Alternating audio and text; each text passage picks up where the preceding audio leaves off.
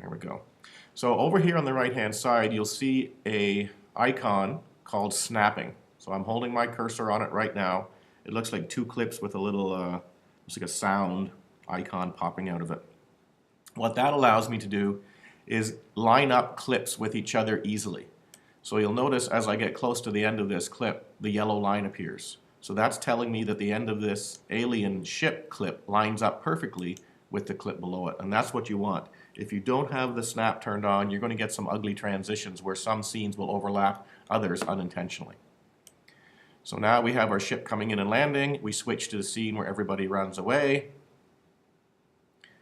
I'm going to drop a transition in between there. We'll use the zoom one this time. Drop it in. Yes, go ahead and create the transition. And we'll take a look at that and see what it looks like.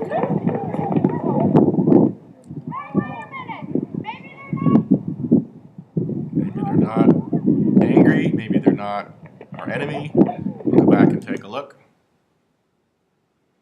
So what I want to do next is do another scene where everybody runs back.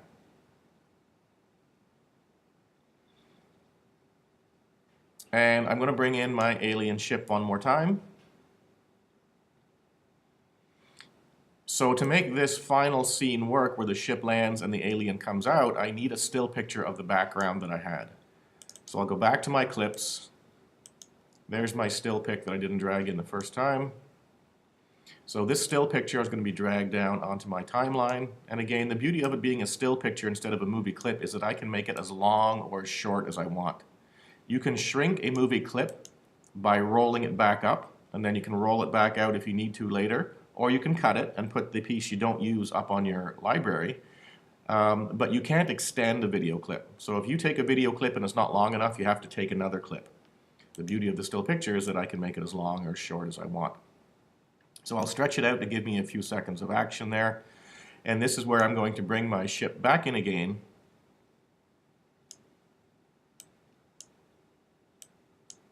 I'm going to chroma key my ship. So go back to my effects, keying, drop it on there. Now I want my ship just to sit here and not move, so I don't need to worry about keyframes. So as long as I'm on this clip, I can go ahead and switch my position, and I can go ahead and scale it a little bit. Let's say that's good. Now, I want to have the scene where my alien comes out from behind and walks up towards the camera. So I'm going to bring on my alien now. So my still picture of my alien that looks a little bit like the Cookie Monster. And I want to put that in here. Now there's a reason for that, and that is because I want the alien not just to appear, I want him to look like he's walking out from behind the spaceship. So I need to put my keying effect onto the alien now. And you'll see the green disappear, and there's my alien behind the ship. So now, because this is the very first scene with the alien on it, and I want to change the position and scale of the alien through this scene, I now need to add a keyframe again for position, and a keyframe for scale. So the position's okay. I'm just going to drop the scale right now so he shrinks a bit. I may drop him down just a little bit. Okay. So I'm now going to move ahead in my timeline a few seconds, and I want my alien to walk out to the side. So another keyframe for position. I'm going to slide to the right.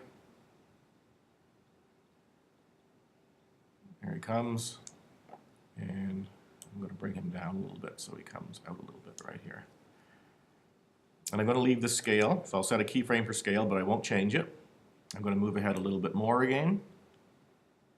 And I'm going to have my alien position, keyframes, scale, keyframes, and I'm going to bring him forward, and I'm going to make him a little bit bigger. So now he's walking forward.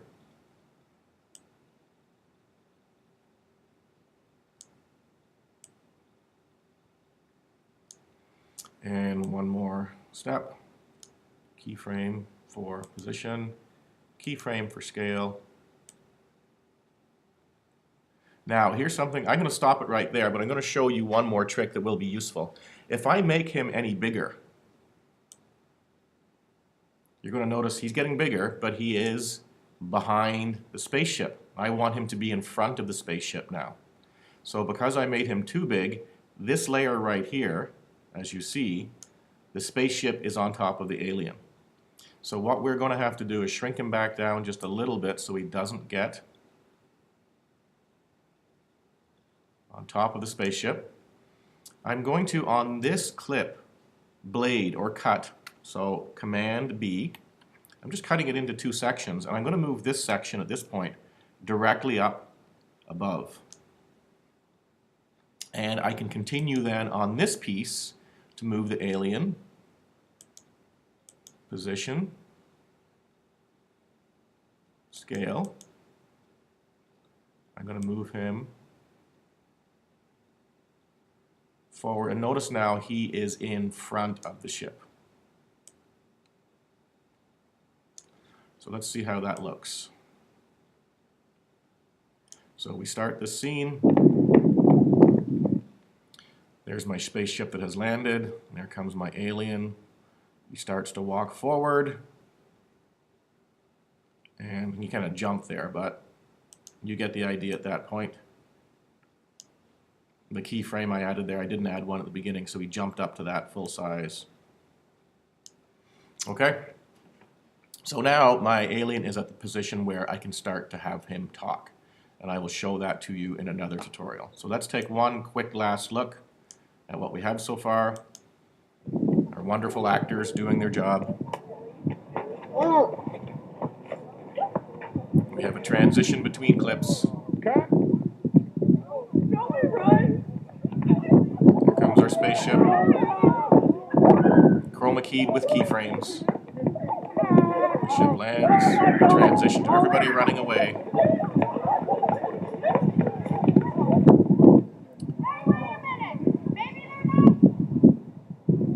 Maybe they're nice. Let's go talk to them.